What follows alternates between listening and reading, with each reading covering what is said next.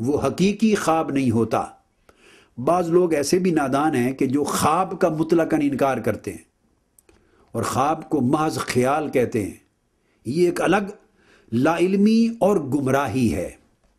یہ بات اصولی طور پہ ذہن نشین کر لیں کہ خواب کا مطلقاً انکار کرنا، ٹوٹلی انکار کرنا کہ خواب کا کوئی وجود نہیں ہے، یہ محض خیال ہے اور خواب کی کوئی حقیقت نہیں ہے، اور ٹوٹلی خواب کے وجود اور اس کی حقیقت ہونے کا انکار کر دینا یہ کفر ہے۔ غور سے سن لیں، صرف جہالت نہیں، یہ کفر ہے۔ آج کی نشست میں اسی بات پہ ختم کروں گا۔ اگلی نشست انشاءاللہ پھر میں خواب کی 4 اقسام سے شروع کروں گا اور انٹیوشن کی طرف ہم جائیں گے، وجدان کی طرف۔ تو میں نے عرض کیا کہ خواب کی حقیقت کا مطلقاً انکار کرنا کفر ہے، اس لیے کہ خواب نص قرآنی سے ثابت ہیں۔ حضرت یوسف علیہ السلام کو خواب آیا، انہوں نے اپنے والد گرامی سیدنا یعقوب علیہ السلام سے ذکر کیا کہ میں نے خواب میں دیکھا کہ سورج، چاند اور ستارے مجھے سجدہ کر رہے ہیں۔ آپ نے فرمایا بھائیوں کو نہ بتانا۔ تو اس خواب کا قرآن میں ذکر ہے۔ اگر خواب کی کوئی حقیقت نہ ہوتی تو نہ پیغمبروں کو آتا اور نہ اللہ رب العزت اپنی وحی میں اس خواب کے ذکر کو جگہ دیتا۔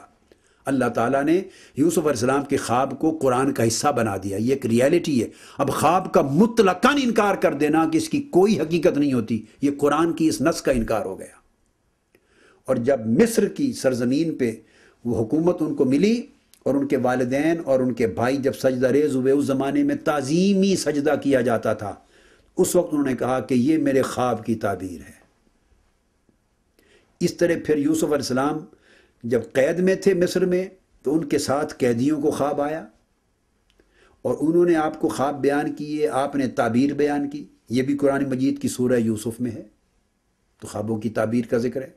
اور قرآن مجید نے کہا کہ ہم نے یوسف کو خوابوں کی تعبیر کا علم عطا کیا۔ تو یہ ایک فیکٹ ہو گیا۔ میں نے بس ریفرنس کے طور پہ آپ کو ایک چیز ہی کوٹ کرنی تھی۔ اس طرح ابراہیم علیہ السلام کو خواب آیا، انہوں نے اسی پر یہ قربانی کی سنت قائم ہے۔ انہوں نے کہا اپنے صاحبزادے سیدنا اسماعیل علیہ السلام کو کہ بیٹے میں نے خواب میں دیکھا ہے کہ آپ کو ذبح کر رہا ہوں۔ تو پھر علی ذی القیاس پھر وہ ملت ابراہیمی بنی، اور 9 ذی الحج کو جو قربانی ہے اس کی بنیاد ابراہیم علیہ السلام کے اس خواب پر بنی۔ پھر نبی کا خواب وہی ہوتا ہے، حق ہوتا ہے۔ تو قرآن مجید میں متعدد خوابوں کا ذکر ہے۔ میں نے 2 ریفرنس صرف انبیاء کے خوابوں کے قرآن سے دے دیے۔ پھر کوئی ایک حدیث کی کتاب ایسی نہیں جو باقاعدہ اس کے اندر رؤیا کا، خواب کا پورا چیپٹر نہ ہو۔ اور آقا علیہ الصلوۃ والسلام کو سیدہ عائشہ صدیقہ رضی اللہ تعالیٰ عنہا فرماتی ہیں کہ آقا علیہ السلام پر نزول وحی کی ابتدا جب ہونے والی تھی، اعلان نبوت اور بعثت کا جب زمانہ شروع ہونے والا تھا، اس سے پہلے آخری پیریڈ میں جو قریب ترین زمانہ تھا، کثرت کے ساتھ آقا علیہ السلام کو خواب آنے لگے، اور ابتدا اس کی نیک اور صالح خوابوں سے ہی ہوئی۔ اور جو خواب رات کو دیکھتے، صبح دن کے سفیدی کی طرح وہ ثابت ہو جاتا، وہی واقعہ رونما ہو جاتا۔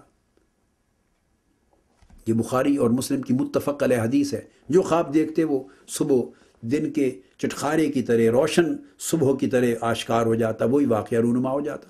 پھر آقا علیہ الصلوۃ والسلام نے بے شمار خوابوں کی تعبیریں بیان کی، اپنے خوابوں کی، صحابہ کرام کے خوابوں کی۔ ہر روز نماز فجر کے بعد آپ صحابہ کرام سے خواب سنتے اور ان کی تعبیریں بیان کرتے، تعبیر و تعبیر بیان فرماتے۔ تو ہر حدیث کی کتاب میں پورے چیپٹرز ہیں۔ اور بات کو اس حدیث پہ ختم کرتا ہوں، بخاری مسلم کی متفق علیہ حدیث ہے، ابو داؤد میں، ترمذی، نسائی، ابن ماجہ، ہر کتاب حدیث میں ہے۔ آقا علیہ السلام نے فرمایا کہ سچے خواب، رویا صالحہ، مومنوں کے خواب نبوت کا 46واں حصہ ہوتے ہیں، نبوت کا 46واں حصہ ہوتے ہیں۔ تو آقا علیہ السلام نے اس کو سورس آف نالج قرار دیا۔ اور آقا علیہ السلام نے فرمایا جس نے خواب میں مجھے دیکھا اس نے حق دیکھا، من رآنی فی المنام فقد رآ الحق، جس نے مجھے خواب میں دیکھا اس نے حق دیکھا۔ ان الشیطان لا یتمثل بشیطان، میری صورت میں متمثل نہیں ہو سکتا۔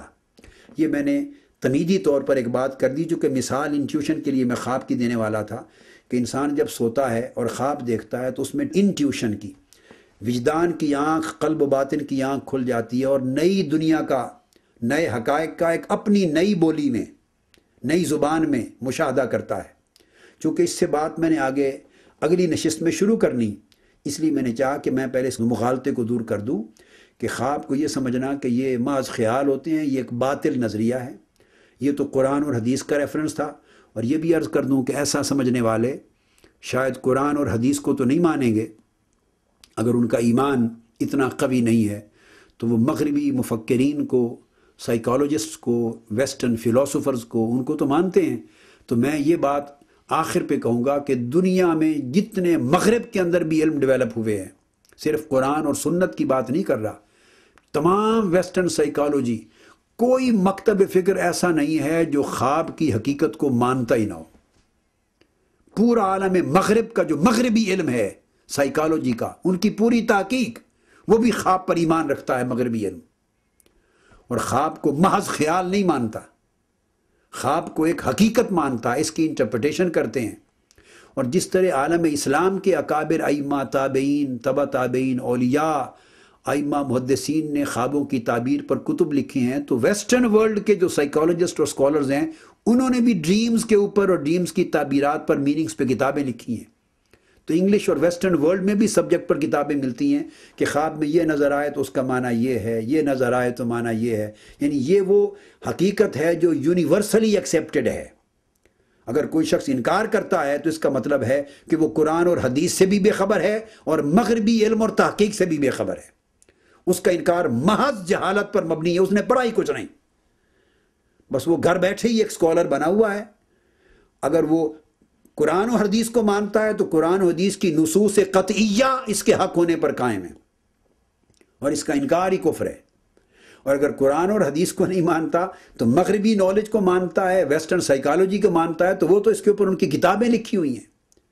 آپ ویسٹرن شاپس پر جائیں، بک شاپس کے اوپر بڑے بڑے کتابوں کے جو مراکز ہیں ان پر جائیں تو آپ کو ڈریمز کے اوپر پورے کے پورے شیلف اور سیکشنز ملیں گے، سینکڑوں کتابیں ملیں گی صرف اس سبجیکٹ پر کہ خواب کا فینومینا کیا ہے، آتے کیسے ہیں، ان کے معنی کیا ہوتے ہیں، تعبیرات کیا ہیں، اس کا پورا کا پورا سائیکولوجیکل فینومینا یہ ایک ریالٹی ہے، آپ کو یہ سبجیکٹ ہے، یہ سائنس ہے پوری، لہٰذا اس کا انکار کرنا محض جہالت ہے۔